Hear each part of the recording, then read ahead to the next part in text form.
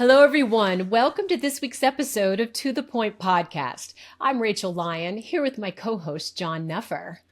John, I'm quite curious. What is your New Year's resolution? Do you even bother with those? My goodness. I don't know that I have in a while, but, always uptime and delivering all of our services to our SLAs. That's always my resolution. Well, that's a wonderful resolution, right? It's nice to set a goal and a purpose for the year ahead, as always. Well, I am really excited to kick off the year with today's podcast guest. Please welcome Eric O'Neill. He's an American FBI counterterrorism and counterintelligence operative.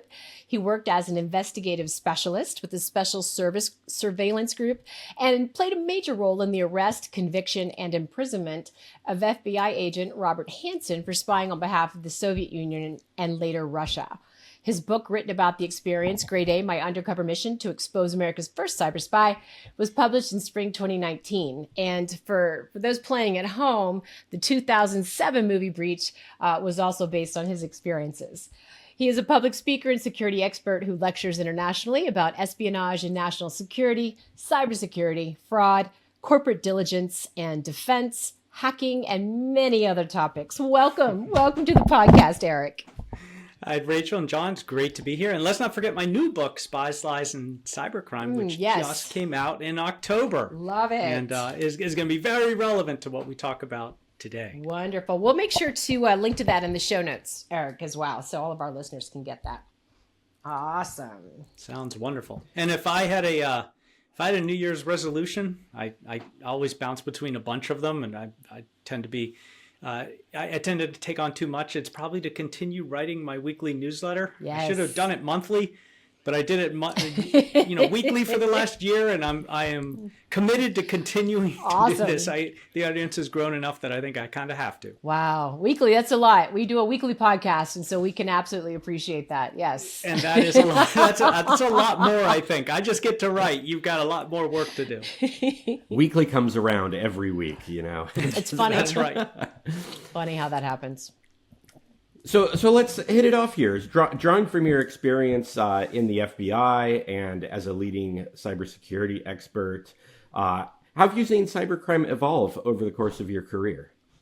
Well, it's great. It's great that I promote the book because that's the focus of Spies, Lies, and Cybercrime. I've had this theory for years, and I first stated it in Grade A, in 2019, that there are no hackers, there are only spies. Mm-hmm. And I like to say that on stage. This crazy idea. There are no hackers, because when you say that, audiences, people, anyone who hears it thinks, wait a minute, all I hear about is hackers, because that's what's in the news.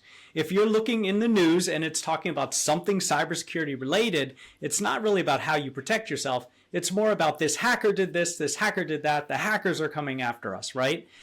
And my idea is that part of the education that I want to do is to get people to stop thinking about this idea of a hacker. Because when I think of a hacker, right, I'm thinking about all my friends from the 80s who are now working for cybersecurity companies. They're the white hats. They're the good guys. Sometimes they were bad guys who are now good guys. Exactly. It's spies. So the biggest change that we've seen in how cyber attacks, whether it's cybercrime, cyber espionage, cyber terrorism, hacktivism, so many different ways that different buckets of attackers are coming after our data. The biggest change that we've seen is that everybody is modeling spies. Right. And spies are the best in the business. And criminals have become so incredibly successful at cybercrime because not only have they modeled the best in the business, those spies who have just changed the way that they commit espionage, but they've even hired them. Right. They brought them on board in criminal syndicates to not only help them launch attacks, but teach their criminal workers how to launch better and more pressing attacks. So when we see attacks today, all of it begins with deception. And deception is the hallmark, starting point, engine of espionage. I like that kind of characterization because you're hearing more and more as well about these attackers that just lie in wait. So they really are spying on these businesses for years and years and years, waiting for the moment that they do want to reveal themselves and take the data or whatever else it is thereafter. So it sounds like then businesses should probably be thinking about a counterintelligence checklist, right? In terms of how they're going to manage through these challenges. What would you recommend on how they get started? Rachel, and you're incredibly right there. And let me put a pin in there for a second, then I'll get to the checklist. Because how cybercrime has evolved, and honestly, if you're a business, what you have to worry about, number one, is cybercrime. Right. Less about Russia and China and Iran, North Korea, and others coming after you. They all are. Right. But more about cybercriminals, because there are so many more of them, and cybercrime has already it's already surpassed about $17 trillion through dark web cybercrime. That's in a massive economy. So there are plenty of them out there, and they are going to hit you. And they're using traditional espionage techniques. Mm-hmm. So if you think of the traditional espionage technique, what a spy is going to do, right? The first thing he's going to do is reconnaissance. Right. He's going to learn about you. He's going to take time in order to learn anything he can about you. And what he's looking for is weaknesses, pressure points, ways he can exploit you, use urgency, use attacks that co-opt people, gain their trust, and find a way in. And then, of course, deception. There has to be a way in for the attack, and that's where they're going to fool a person into opening the doors. Mm-hmm. And one of the biggest misconceptions right now of cybersecurity is that what attackers are doing is attacking your machines, stealing the data from your machines by using machines. And that's not how it's working. Yeah. That used to work, and then cybersecurity got really good, and it doesn't work anymore. So what attackers are doing is fooling a person who already has access into just opening the doors for them. Right. And you can't blame the people because they're so good at this. Yeah. So you're exactly right. What you said is right on point. What we have to do if we want to stop cybercrime, cyber espionage, or any sort of cyber attack is become spy hunters. Nice. We need counterintelligence. Yes. Counterintelligence is my background. It's the science of stopping the intelligence goals of a foreign adversary. Mm-hmm. We're going to do that in cybersecurity. And that has been the platform I've been standing on for the past 25 years talking about. So a checklist. Well, it's a long checklist. The good news is that, my new book, Spies, Lies, and Cybercrime, it's a thrilling story. I use stories to tell all these things, but it's the exact checklist. So how you can learn to spot all of the different attacks. Mm-hmm.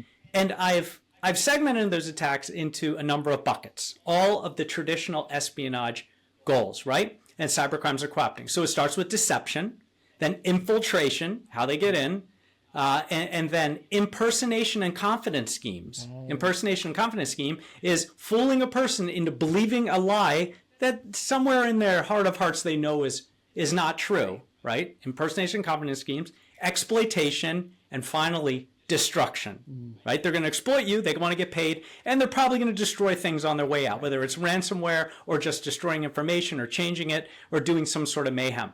And the acronym is DICED, right? Which is a great acronym. I didn't have it that way. I had it sort of jumbled. And then my editor was like, if you just move this I here, it spells DICED. And I was like, this is great. Thank you. You did your job. Yes. So let's just take deception because, that's six different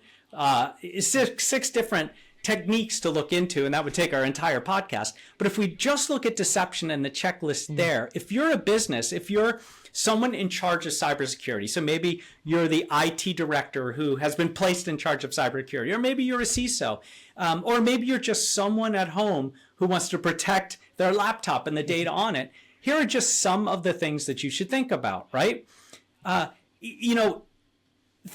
Putting yourself in the mind of the attacker, understanding what the spy wants. So what narrative will make the person suspend disbelief? That's what the attacker wants to do. Because what they want to do is short circuit our ability to say, I don't trust you, and make you trust. So what does that target already believe that they can reinforce? How can they look boring, normal, and familiar, someone that you're not going to focus on and be concerned about? And of course, most importantly, how can I use deception to gain trust? Right. So here's your checklist. When you are looking at someone accessing data, are you verifying why someone needs the information, not just who they claim to be? Right. A lot of cybersecurity is so focused on identity, right? And that's very good. Are they who they say they are? Sure. But are you going one step further and saying, not just are they who they say they are, but why would they need the information? We called that compartmentalization in the FBI. So you're not just looking at why someone has access, why someone is trying to access, but should they even have access at all, right? Now, in the world of cybersecurity, we call that segmentation. The more you segment all your data, the less of a huge loss you can have if a spy gets inside. But it also gives you an early warning system that someone is trying to access something they shouldn't and steal information you don't want them to have. Here's another really big one. Do you handle urgency by taking a step back and assessing the situation, or does that urgency push you to do something you probably shouldn't? Right. And this happens to people in their personal life all the time. It's the reason that so many individuals around the holidays get hammered by cyber attacks, because criminals use urgency to make us think we have to do something right now, and if we don't, bad things will happen or we'll miss an opportunity. So one of the lessons is anytime there's urgency in anything, it's an email, it's a social media DM, it's something coming across your corporate systems. If there's a vendor pressuring you, you have to do this right now, right? You take a step back and you take a breath and you think, because what the cyber criminals absolutely don't want you to do is think. Exactly. And here's just one more, and then we can get more into it. Do you train your people to trust internal emails, texts, and Slack messages and any other way you communicate by default? Or do they act like a spy hunter and question first, trust last? That's really important. In your personal lives too. The internet's not a safe place. It's a really dangerous place. It's a dangerous place for us. It's a dangerous place especially for our children, for our elders. And if we're blindly trusting what we see, then we're in trouble, especially in a world where AI is changing the entire game about whether we can even trust anything we see on the internet anymore. I mean, even when I do research on the internet now, for this newsletter I do every week, I have to verify every fact that I'm Googling 3 or 4 times, because now even Google and all the main search engines are using AI, and AI isn't always right. Sometimes it just dreams up stuff because it wants to make you happy. So you have to always verify everything you're looking at if it's on the internet. Okay, so talk me through a little bit more on what these attackers are taking advantage of. You kind of went through the how, but go a little more into the what and the who. Sure, absolutely. So when you're looking at how an attack escalates, how it forms, how it escalates, and how it finally hits payday for the cyber criminal, what they're doing is they're trying to gain access using someone who is able to change your data. So that's why your system administrators, those people who are in IT and have the ability to generate new users, change passwords, give people access to their accounts, escalate privileges is what we call it. Those are the primary targets. So a reconnaissance will usually start on social media to find out who those people are. And then they learn a lot about them, and then they find a way to target them in order to get them to just give up the information. So that can be a spear phishing email, or even today, what we're seeing a lot of is AI deepfake attacks, where, for example, they might get a video call from their CEO, right, or their boss, telling them to do something. And they think, well, I'm talking to the guy real time right now, on Zoom. I should do it, I should pay this invoice. I should send this PO. I should wire $25 million, which actually happened. I tell that story in the book, because a AI CFO, chief financial officer, told a finance manager to do it. And so they will find a way to gain the trust of that individual and then co-opt their user account. And it could be just as simple as, change your password here, and people are still falling for that in a dummy website. Right. Now, once you have the account, you become that person within the environment. So what that means is if I can steal the username and password and 2-factor authentication, and hopefully that's turned on for everybody. That's like cybersecurity 101, right? That's even before 101. That's even before you get in the class, like have 2-factor turned on everywhere. If you don't have that, forget it. I can't help you. You're already done. But say you have that. Now you have all 3 of those things, and you are able to become that person within the data. Now you're God in the data. You're a systems administrator. This is exactly how MGM, for example, the hotel chain in Vegas was overcome And you had everything from all their casinos were almost shut down. You couldn't gamble. You couldn't make reservations. You couldn't do anything. You couldn't even get in your hotel room, just because a system administrator's credentials are corrupted. And once you're in, you can do all sorts of mayhem. You can create beacons, which means you can start talking back and forth from the dark web to their data. You can create new user accounts. You can access all sorts of different buckets of information. And the only way to know whether that's happening is if you have the cybersecurity infrastructure that is intrinsic and understands context. So what does that mean? Right. That means that we know that a bad guy's there and they're doing bad things, because we know what looks good and now we see what looks bad. And our telemetry is telling us that someone's doing something they don't normally do and doing things that we don't want them to do. And so we reach out and shut down that account. I'd love to talk a little bit more about context. And this could be, I guess, a segue to the Robert Hansen incident, because from what I read, and correct me if I'm wrong, I was like stressed out when I was reading this about your experience of getting his PDA and then having him download it, get it back in, and before he got to his office, and all of this stuff. But there had to be at some point, I guess, some triggers of, okay, maybe there is some something happening here. And then you had to come in, right, and kind of get a lay of the land in the context, and then figure out, okay, how do I assess human behavior, right? Do I need to be deceptive? How do I get there? I got to gain his trust, right? To your point. That's right. And I'd love for you to share, I guess, a little bit more about that, because it translates so crisply, right, to what you're talking about today for cybersecurity. Certainly. So Robert Hansen was the prototypical trusted insider. He's the lesson for everyone about how much damage a trusted insider can do. For 22 years of his 25-year career at the FBI, as one of their decorated special agents, he undermined the entire FBI, and not only the FBI, but the United States' ability to pursue counterintelligence by being the top spy for the Soviet Union and then Russia. That's how long he spied. He survived the collapse of the Soviet Union. That's crazy. And during that massive shelf life for a spy, he gave up some of the most egregious secrets that have ever been given to a foreign power. It's like our nuclear weapons program, what we would do if there was a nuclear war, a continuity government program, undercover operations that were in the billions of dollars that even before they got going, he had given them up. And so much more. Lives. I mean, we lost between 84 and 85 every single one of our assets in the Soviet Union. Wow. And, he's sort of half of that. Aldrich Ames, who was a CIA spy, was the other half, and they didn't even know each other, but it was golden intelligence for the Soviets. So he's a really bad guy. And we could spend all our time talking about the bad things he did, but I think more importantly is how did he do it? And context is a great point there, because the FBI, one, didn't really have context to understand whether there was a trusted insider stealing. Two, they were blind to it because they weren't even looking. Right. And three, there was a lot of institutional bias that said, we're not the bad guys. We put on the white cowboy hats and ride out and catch the bad guys. It's got to be those guys over at the CIA. And so that's where they were looking. This was great for Hansen. He was also very smart. He was our first cyber spy, and he was stealing information from computer systems that back then were just not built to defend against a trusted insider. No one had really thought, one of our guys is going to go rogue and steal from computer systems and drop floppy disks under a footbridge for Russians to come pick up. It was still very, we're trying to track people stealing paper and taking it out of the building, or snapping pictures with microfiche. The FBI could have audited their data system.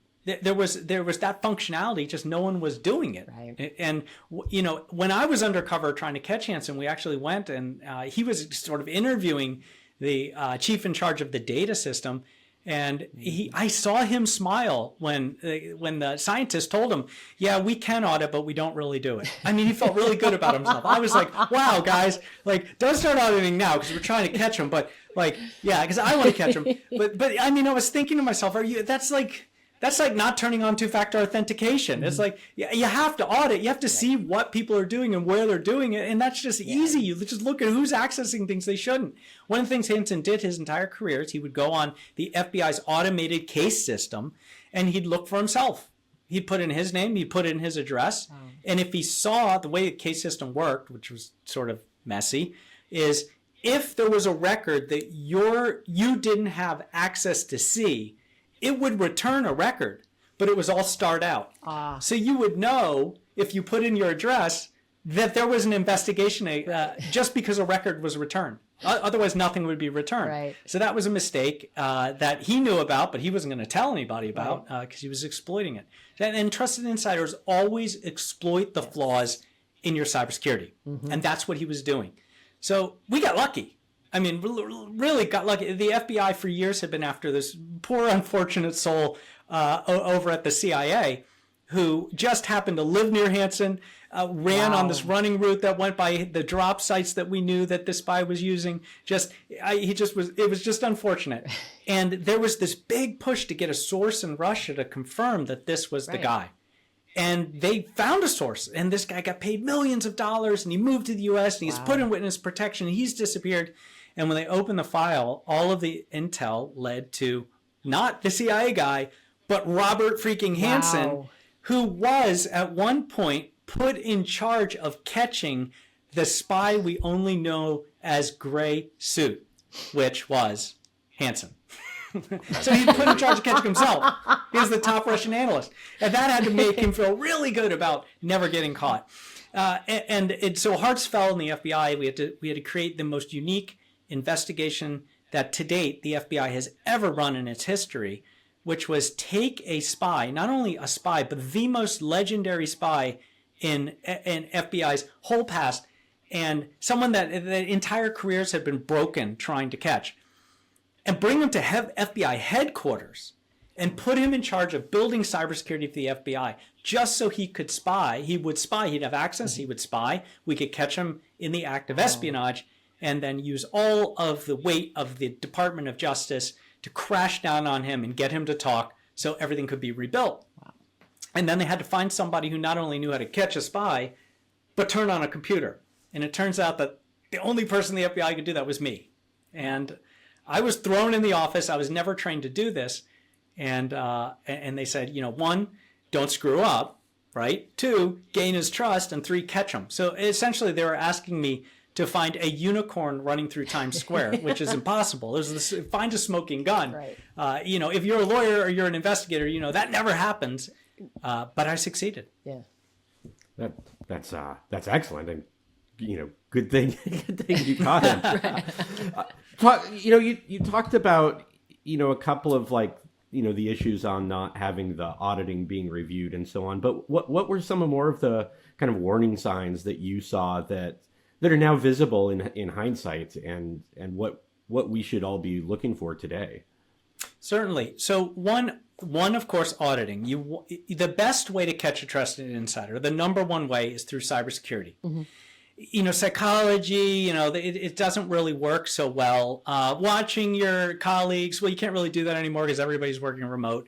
And that never really worked. It just created an office. It was like being in the FBI, what I did. Everybody's watching the bad guys and each other. It's not really healthy. It's really cybersecurity. So you need to have that. Once again, we're getting back to that idea of context and intrinsic knowledge of data.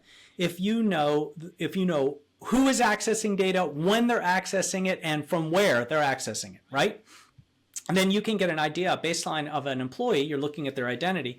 And this is when, Eric usually works his hours and from where, right? And now suddenly Eric is working from a Starbucks across the country at 2 a.m. when Starbucks isn't open, right? Or, Right. It's like, these things don't add up. Right. And so we shut his account. Click. His account's done. Now we do some work. Like, where did he go? What did he do? We do the data forensics. We bring in a team and we find out that he's, on vacation, didn't tell anybody, but because he's a remote work employee, we don't know. And that Starbucks is open 24 hours. Who knows?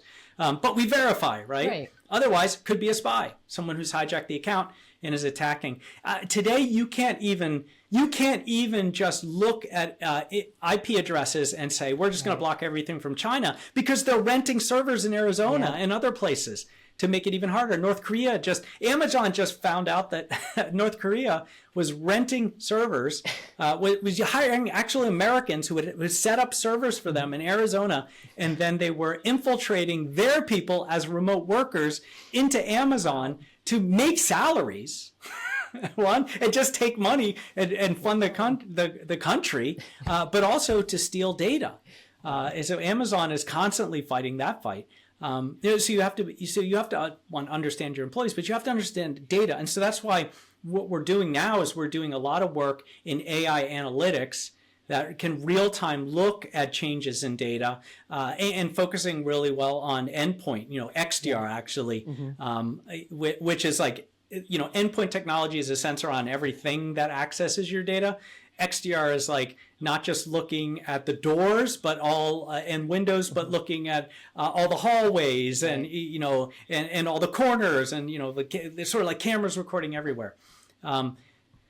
Here's some other ways, some other tells. Hansen was doing things that he should have been. I mean, he was caught, just nobody cared, which boggled my mind. And I go through all of this in Gray Day. He was caught trying to pull an Ethernet cable out of the ceiling so he could get his own internet access. That's a tell. Most people don't do that, right?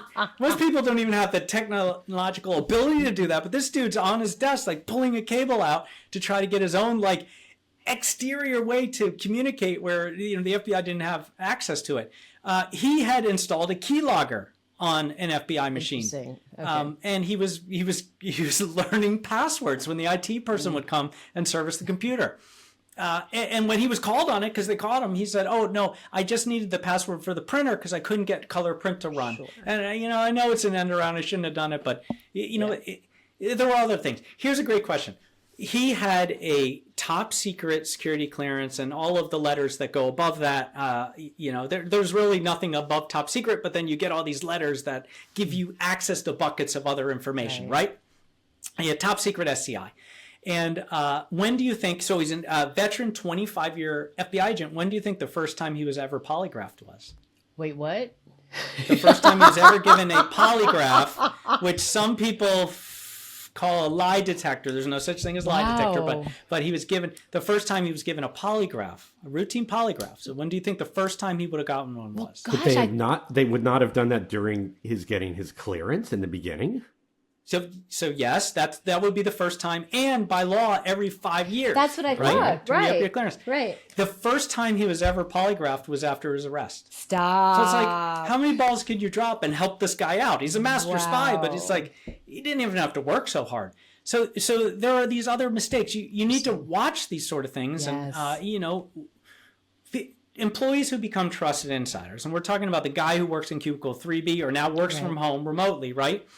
They don't do things that are normal. They will have to take risks. They will have to try to access information that they don't have access to. And if you're seeing data loss and it's the bucket of information they actually have access to, then that's a very good clue. So by tracking the data, you can find the spy. Now, you talk a lot about basically legitimacy, right? Trusted insiders, things like that. And I kind of keep coming back to like, the CEO type examples or CFO or, whatever the case may be, it'd be very difficult for someone, not a peer to the C-level to question the CEO if it, the video call and, oh my gosh, he's asking me this, but I don't know, this is really out of character but it's the CEO, I guess I need to do it. I mean, how do you recommend people, like how should businesses be thinking about these kind of situations where people could raise their hand and say, I just want to double check something before I make a mistake? Like, is there a secret password or, what do you think people should be thinking about here? No, that's a great question. I actually spend a whole chapter on the book here on this because AI attacks are growing in frequency and they're creating incredible damage for organizations. And we're talking in the millions, in the tens of millions for organizations who succumb to just one of these attacks because they're so planned and so clever. And AI video fidelity is getting almost impossible to tell from real life, a real video when we're in our little Zoom boxes, right? It's not like you have a whole screen to look at it. I mean, they make it grainy and a little bit distorted on purpose, right? So you can't put it on the employees. That's the thing. You can't train employees and say, you need to spot this. You have to set policies. And this is why cybersecurity has to be part of the C-suite. Cybersecurity has to be talking to the board. Cybersecurity is something that needs to inform the entire business, your entire business from your first in employee all the way up to the chairman of your board, because policies is the way that you do this. You have to set things. So, for example, one of the biggest ways that AI is used in these what I call impersonation attacks, right, going back to DICE, is by just leveling up the idea of the business email compromise, which, by the way, still takes trillions of dollars from companies. Just business email compromise. Business email compromise, for those who don't know, that's where you get an email and it says, I'm the CEO, right? Comes from the CEO. You look at the address, it looks right. Yep. And they know all sorts about a vendor or something, but they're sending it to someone who can, for example, process payments. And they say, hey, we had this engagement. We need to pay this vendor. It has to be done really quickly. It's about $1.5 million. I'd like you to wire this right now. Get it done. And, people, when there's no policies and they don't have training, it's their boss. They'll send it. Yeah. So you have the policy. We will never ask for this in an email, right? We will have a secure channel, and it will come in as a request, and it must be signed by the CEO and the CFO. Right. Now companies, because of this AI thing, what they're doing is saying, you must call me on this number, right? Yeah. And so if you're an employee and you even question it, also, by the way, what you want to do is create a culture where questioning things is okay. Right. Where you can call someone and say, hey, I just got this email from you. I just want to make sure it was from you. Right. Or we just chatted on FaceTime. You don't normally do that. I didn't even know you had my cell number. I just want to make sure it's you. Yeah. And the person, and the executive has to go, thank you. I really appreciate you doing the second step. That was me. Okay. Yes. Because you have to create that culture. Otherwise, employees don't want to call like the vice president of sales, right? Someone who's 3 levels above them. But you have to create that, because now we're especially where we're remote, you have to have that more open door policy. Right. With my partners in my companies, with my family, we have a code word. Yeah. Yeah. So, and this is because one of the biggest schemes right now, I have teenage kids, is they will call as your child and say, I'm kidnapped. And I'm going to die if you don't pay this money to the kidnappers. And you hear your child's voice. And I say, okay, great. That's wonderful. What's the code word? Now, they know that if it's really them, they're going to work it in. Right. So yeah, you need to do that. In the world of AI is getting worse. And in my book, Spies, Lies, and Cybercrime, I predicted that by this year, we're here. It's 2026. Book came out in October of 25. That 90% of what we see online is going to be in one way or another informed or completely generated by AI. It's going to be synthetic. And we're already seeing that. If you just scroll through your favorite social media app, most of it is AI. We even created a term for it, AI slop. I do, sidebar, I do love TikTok, Eric, and apparently the AI cats are everywhere. I mean, now there's AI cat influencers traveling the world, dog podcasters. I have to say it's really well done. And my favorite is the, I'm forgetting what it's called, but it's the AI politicians as babies. No. You can listen to all of the White House press briefings where all the characters are babies. And all dressed exactly how they were dressed. They're just de-aged, and it's amazing. It creates this level of humor, but you still get the information. And I just find it's a better way to get the content. Okay, so we're talking about AI here on the deception side. You talked earlier about needing AI on analyzing what's going on. Yes. Is this becoming a battle of the AIs, and where are we going as a society? Yeah, it's been a battle of the AIs for the past year. What a lot of people don't know is that there is this war in cyberspace, and it's a war over our data. It is the most extreme war that's being fought today, and it's constant, and it never ends because AI doesn't sleep, and it keeps working. There is AI that is being used and deployed by cybersecurity companies. I have one where we're building our own AI first technology that is going to be endpoint enabled. So it's AI that is going to do the work that a human would normally do, because humans can't do it fast enough. Yeah. And looking at data and looking for the penetrations, for the flaws, for the weaknesses, for the anomalies is what we call it. And at the same time, cyber criminals are deploying their own AI. And of course, their AI has no guardrails. It is as evil and racist and mean and nasty, and it'll do whatever you want and do it with a smile. It'll draft novel code. It's gotten very good at that now. You can use dark web AI to scan networks to find flaws, right? We always talk about patching. You find unpatched vulnerabilities, and not just in your networks, but in the vendors who attach to your networks, the third parties that you've given access to your data or are, using different ways to help you with your data, right? That you subscribe to. And they can be a weak link. And so dark web AI can find their flaws and then use that as a way to get in. I tell a long story in my new book about how it was a third-party company that was managing their IT help desk.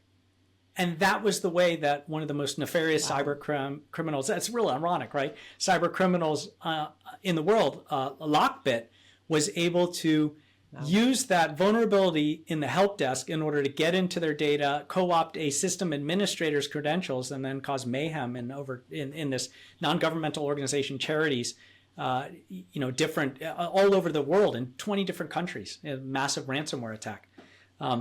So, using the IT help desk in order to get in, you need to be very careful. So in the book, because I like to be a little tongue-in-cheek and I want to be entertaining, I tell people, really what we're living in is what was predicted in the movie Tron. The 80s movie, the 80s Tron, not like the recent nonsense stuff we're watching, but the good old classic, right? When Disney was Disney. Right, that Tron, where, there are programs where we're fighting. Then they're fighting all day. We're just hanging out, right? But they're in cyberspace, like throwing discs at each other and killing each other just to protect our data. Right. And that's what we're living in right now.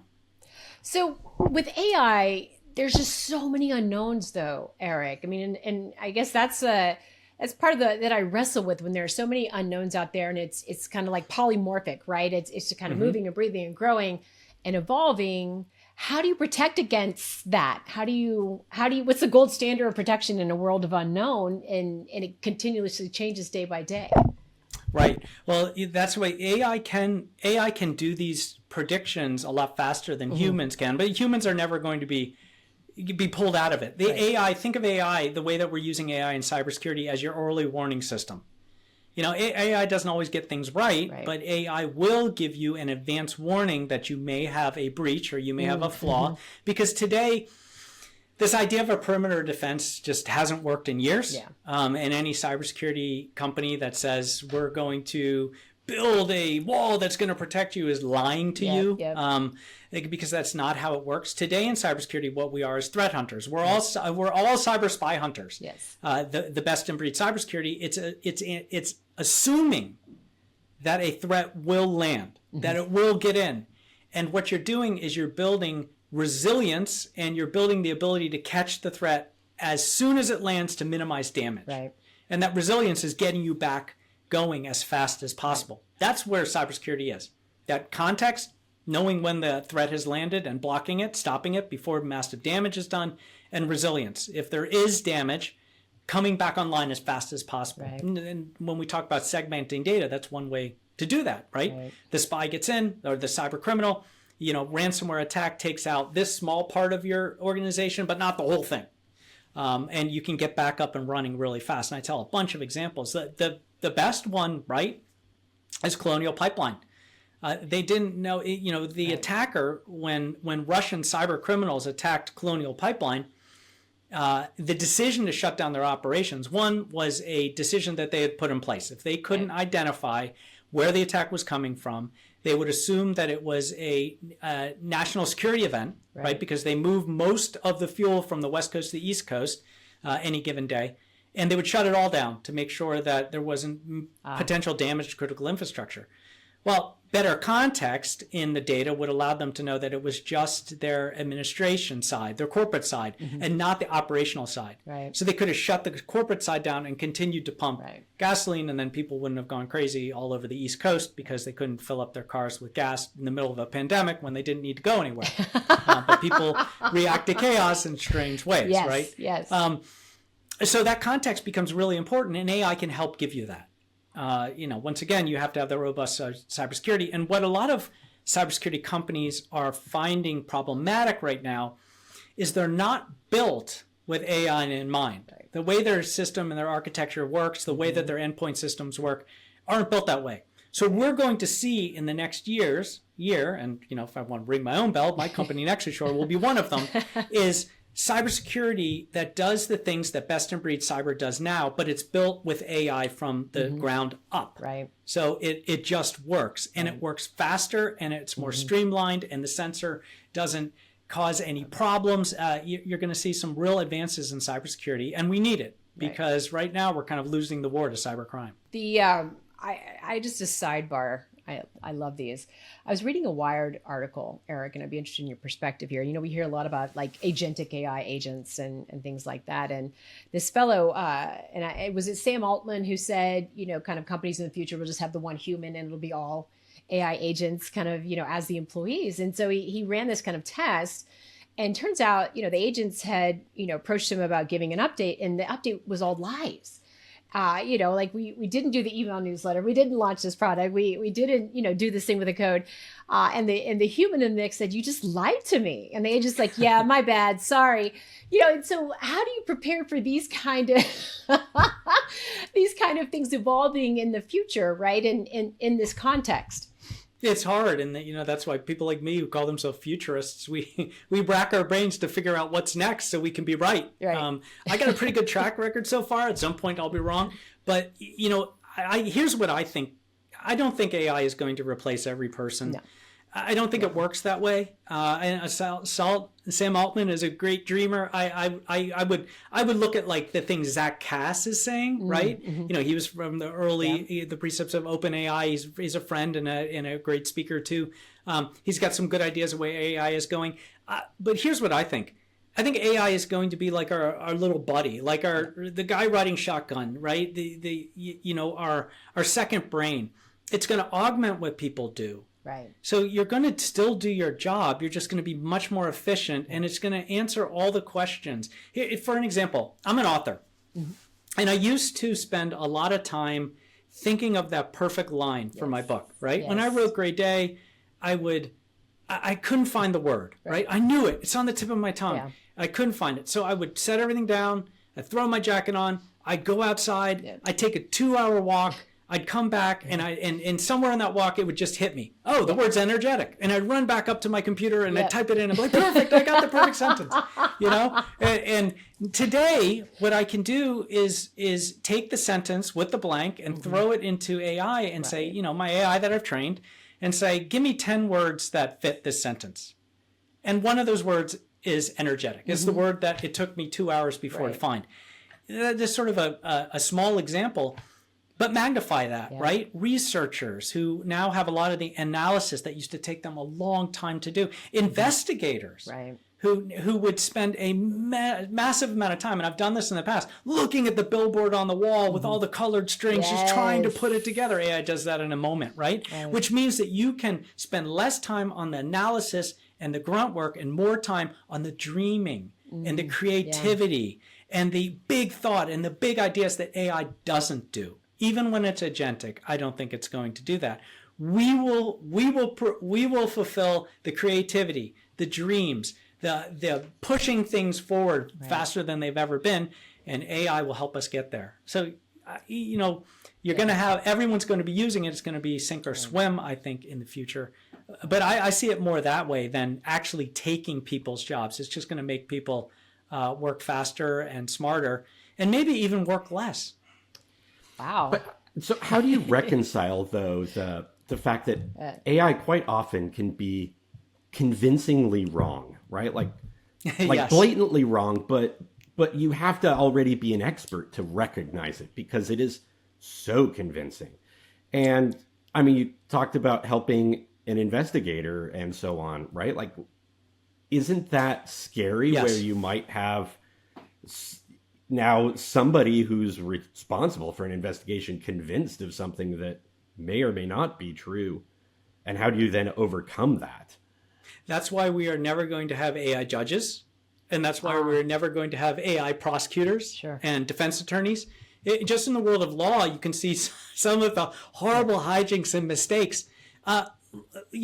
very decorated lawyers from prestigious law firms have submitted briefs to courts where they just relied on AI and didn't check the link. I mean, when you're a first-year law student, right, one of the things that they teach you is you need to go and look at every case citation and make sure it's still good law. Right. That some court somewhere hasn't overridden it and changed it. So you're just passing off bad law.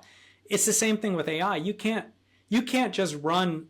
You can't say, hey, I need cases that are on point that prove this, right? If you do that, AI is going to give you like 10 because you asked it to, right? And none of them are real. And then you submit that to a court and you're debarred and you look like a jackass. There was a guy, this is a little bit of an aside, but you like him, Rachel, so here you go, where he's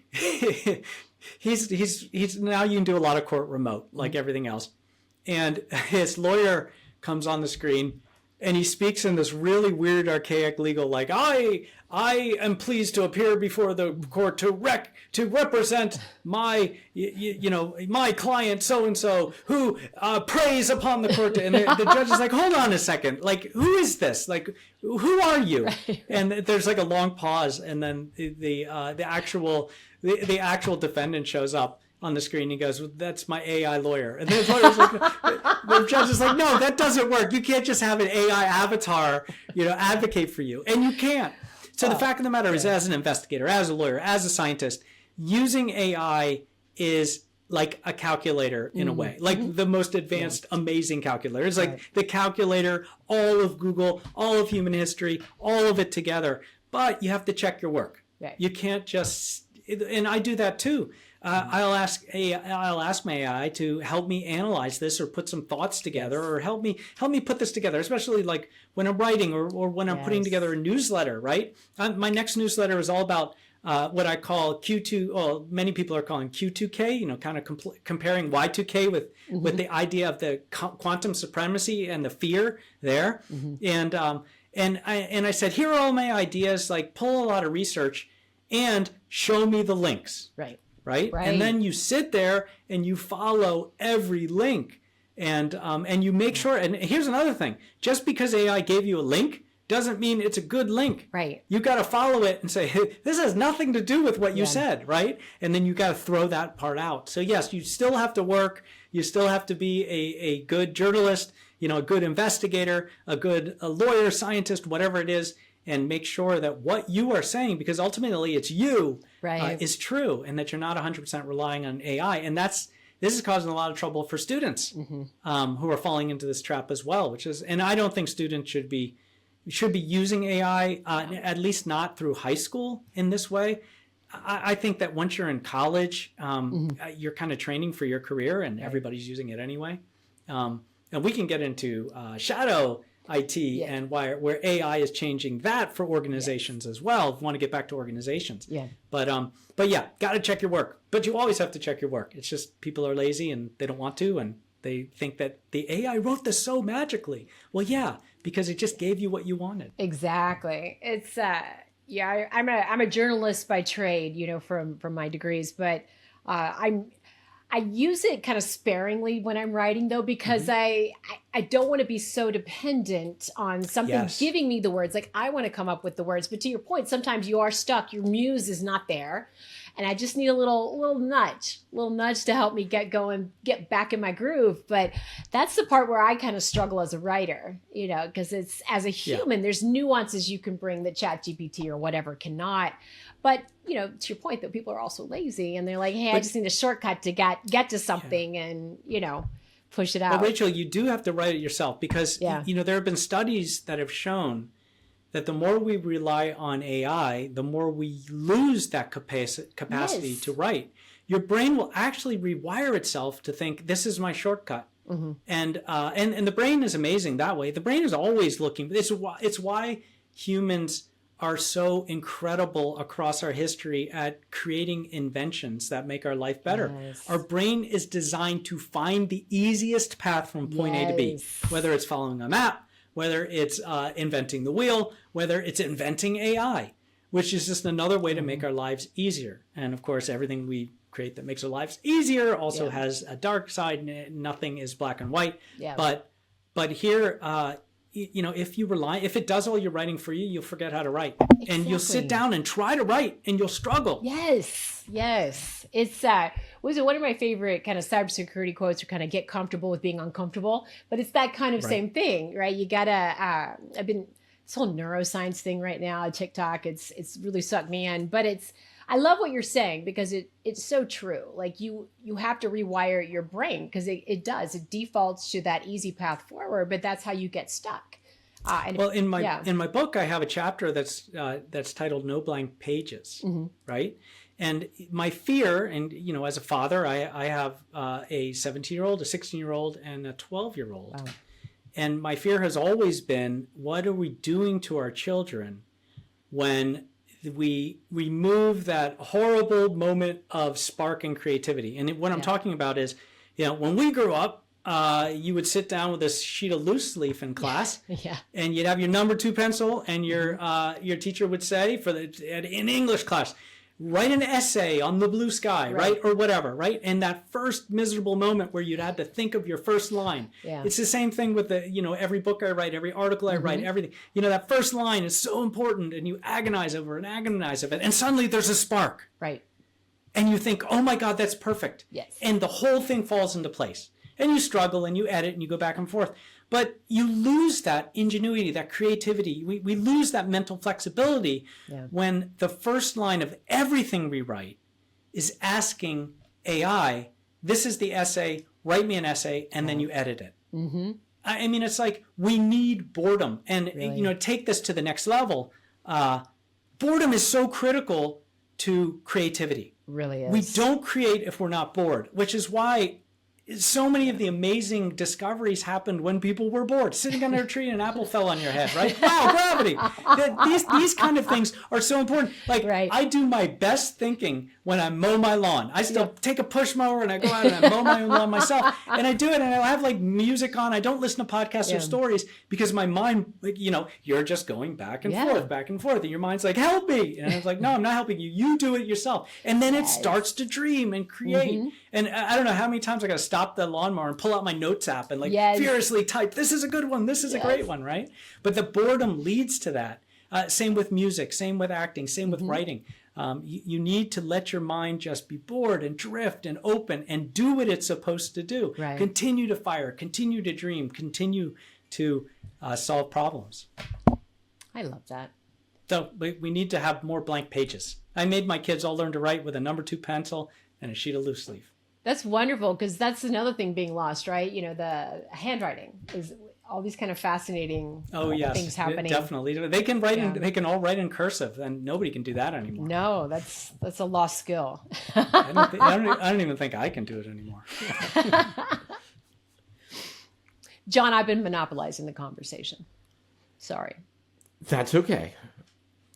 I guess did we want to dig into some of the dark web questions you brought up before, like putting in bad guys putting in agents and exporting stuff out to the dark web and dark web AIs? What are some misunderstandings and misconceptions around what is the dark web, and how does it affect all of us?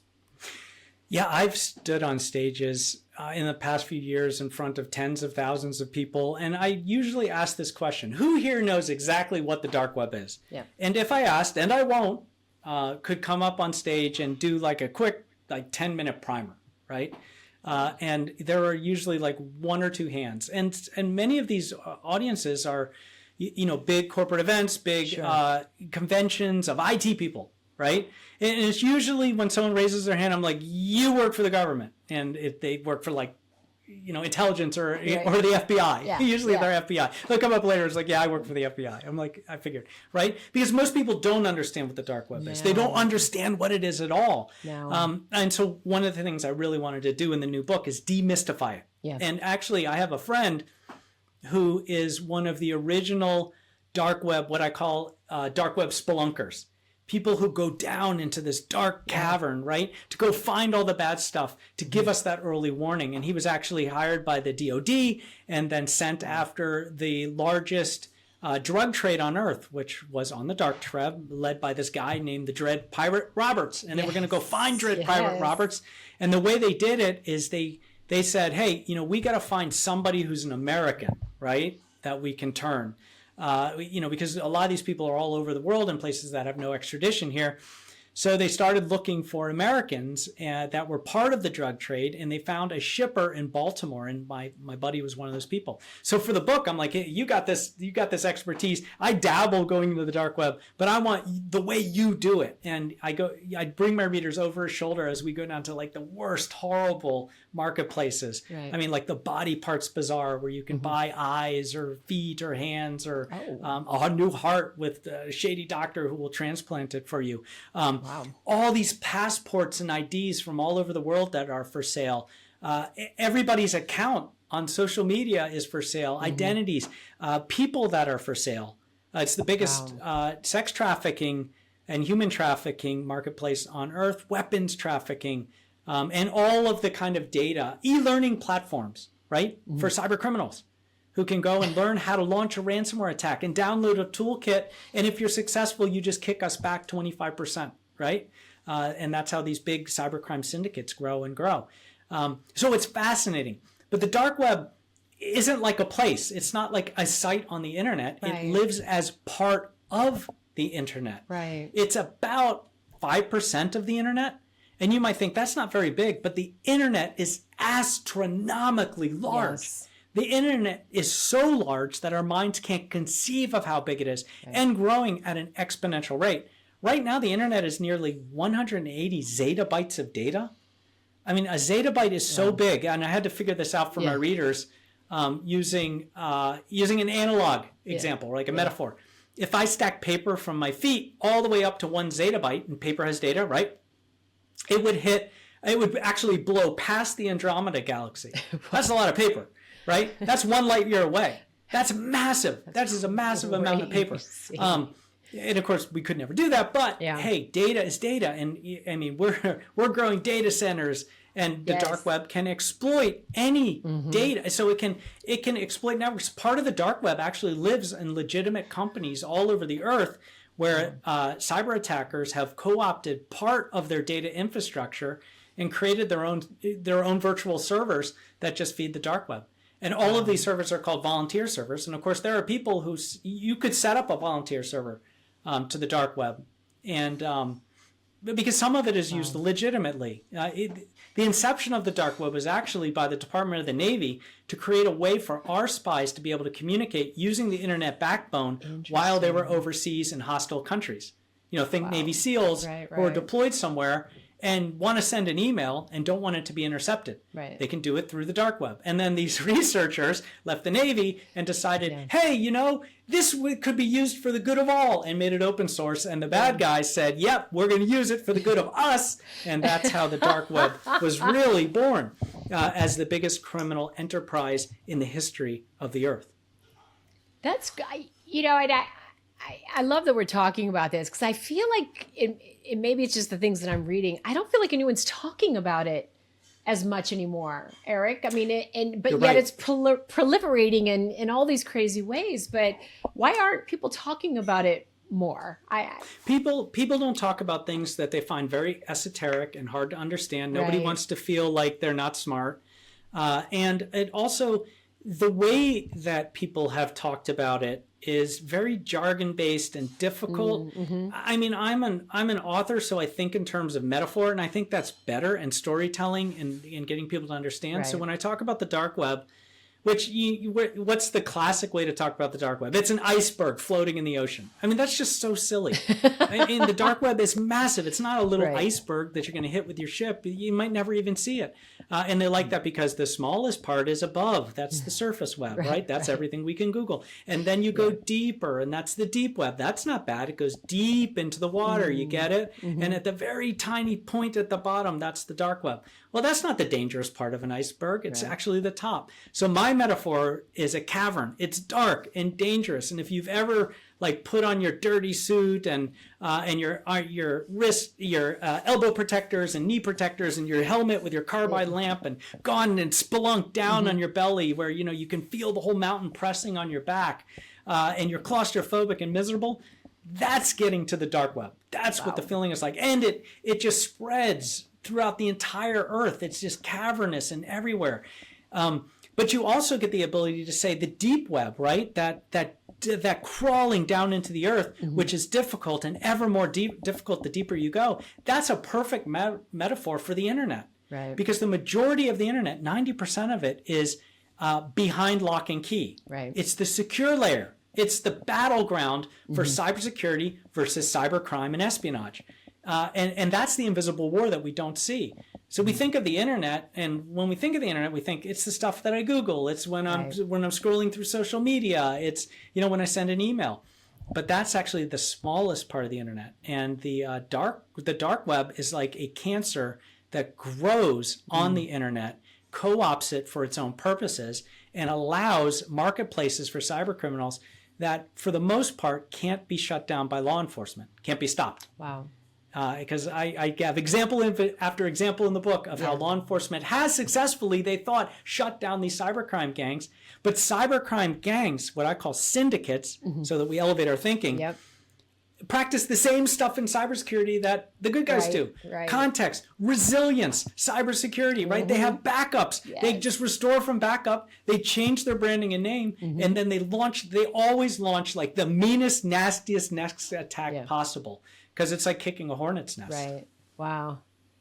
Well, I can't wait to read your book, Eric. I gotta say.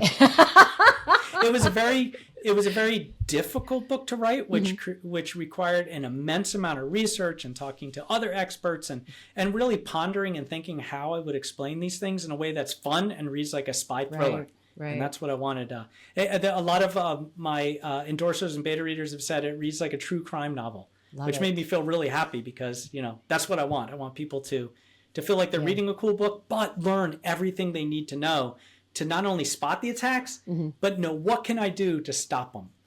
Okay, one last question, because I know you've been very generous with your time, but kind of Certainly. Bringing it full circle to Breach. Are you working with any Hollywood folks on any new, I don't know, scripts or movie ideas through all of your adventures? You know what? I'm always working with Hollywood here and there, mostly as a consultant to help. Like, this doesn't look right. This isn't FBI. This isn't fun. A lot of it now is with sort of cyber. Like, that's sort of a little bit more interesting. Like, you're seeing movie after movie where the bad guy is like the hacker, right? The super powerful, where change things. Right. Now you're seeing movies, you're going to see a bunch of movies coming out where AI is the bad guy and trying to get those right. In the Hollywood world, I did do something really fun. I sat down with Ryan Phillippe, who played me, nobody knows this yet, who played me in the movie Breach. And I had this idea. We had this idea. We've been friends since the movie came out. Even before the movie came out when we were shooting together. He came up to me and we were chatting, and he had this idea like, a lot of what I do as an actor and the access I get as an actor sounds a lot like what you did as an undercover agent and the access you got. And there's got to be some like commonality there. And maybe that's what makes it so easy for me to play you in the role. I never forgot that conversation. Yep. And so something like 20 years later, we sat down at his house and did an interview where we interviewed each other. It's more like two guys chatting. And when I said, the way I want to do this is sort of like between two ferns, kind of tongue in cheek, just fun, and goofing around, but focusing on the intersection between acting and working undercover. And could an actor be an undercover operative? And could an undercover operative be an actor? And we answered that question and had a lot of fun. And the conversation meanders all over. And you can just see two good guys having a lot of fun. He has a really nice carpet. We weren't wearing shoes. I'm going to publish that on my newsletter on January 13th. So that'll be my next project with Hollywood. I love it. I can't wait to see that, because I see that. I see the commonalities. That's really smart to put those two together. It was a fascinating conversation, and it's totally true. A lot of the training, it turns out it's the same. And in fact, one thing I note in the conversation is that the CIA does send a lot of their trainees to improv classes, because you need to be able to think on your feet. Right. And it's a great asset for a spy. Wow, I've never heard that stated before. I love that. It's wow. You're making the FBI sound fun, Eric. The FBI was fun. Although I must say, my wife puts it best, that I look at my time in the FBI, and it was dedicated undercover work. I never came out of cover my entire time in the FBI through these massive rose-colored glasses, right? I only see the fun stuff, and I forget the hours and hours of sitting and waiting and watching and just hoping my guy moved that day, right? Just please go get a cup of coffee. Just do something. I'm dying here, right? And then it could be day after day where they never come out of their house, right? We would have like a Chinese spy, and we would get them from the airport and follow them and take them to the embassy, and then they never come out for like a month. That is the miserable thing. That I do watch movies and I think about how hard that must be, because you can only drink so much coffee and donuts and sit in a car, I guess. Yeah, you get into that chap. I remember there was one point where I looked at myself and I like, what am I doing to myself? I like every day on my way to where I would go, we'd call it the station. It would be some random place, could be behind like a coffee store or a supermarket or something, where we all like look at our maps. This is back in the days of maps, on the hood of like the team leader's car, and figure out where we're going to go that day and who we're going to catch and what we're going to do. Because we were the first remote employees. And, on the way, I'd stop at like 7-Eleven, get a donut and coffee. And then like after my pants weren't fitting, I was thinking, what am I doing to myself? And then I was really good. I become a meme. I'm a cop meme. I'm a donut and coffee guy. I can't do this. So I had to stop all that. Right. Oh, comfort food. Oh, love it. And sugar and coffee and caffeine, and keep your mind going, right? So good. So good. Well, thank you, Eric. It's, I think we definitely have a two-parter for this chat, but thank you so much for the insights and entertaining, kind of analogies and metaphors and in bringing it to life for our listeners. It makes it fun, but also, very salient, relatable, and accessible, which is what we love our conversations to be. So thank you. Well, Rachel, John, it has been a thrilling conversation. I've enjoyed it. If you haven't seen me laughing too, To the Point is a great podcast. I love it. And I'm looking forward to seeing what you put together. Wonderful. And Happy New Year. Yes, Happy New Year. And John, as we enter the new year, what are we going to encourage our listeners to do? Start that new year by smashing the subscribe button. Ring the bell. That's right. Ring the bell. And you get a fresh episode every single Tuesday. So until next time, everybody, stay secure.